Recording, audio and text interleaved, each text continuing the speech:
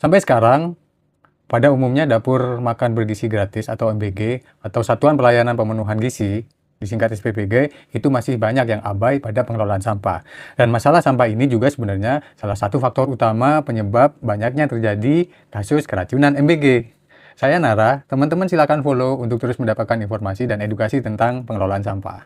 Kita tahu sekarang Badan Gizi Nasional atau BGN memerintahkan supaya setiap dapur MBG atau SPPG itu harus memiliki sertifikat layak higienis sanitasi atau SLHS.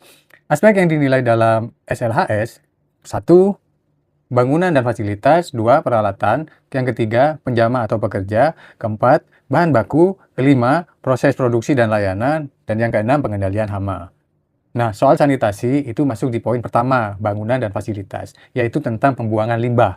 Jadi, mindset-nya masih di pembuangan. Dan kalau kita menyebut kata pembuangan limbah, maka asosiasinya pasti ke limbah yang relatif cair. Sampah domestik belum masuk di sini.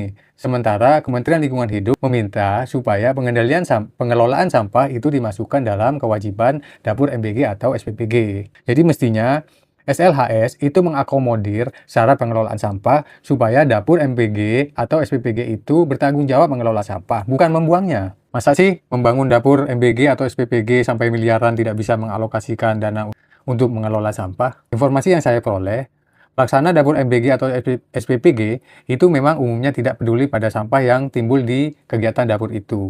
Sekarang mereka sedang mencari mitra yang mau mengangkut sampah itu dengan bayaran ya 750.000 sampai 2 juta per bulan. Karena pemahaman soal tanggung jawab sampah itu masih banyak yang salah. Maka selalu saja ada pihak yang menganggap itu sebagai peluang. Jadi ada pihak dapur MBG yang ingin sampahnya segera beres, terserah mau diapakan sampah itu. Di sisi lain ada pihak yang mau mengambil kesempatan untuk mendapatkan sampah gratis bahkan dibayar.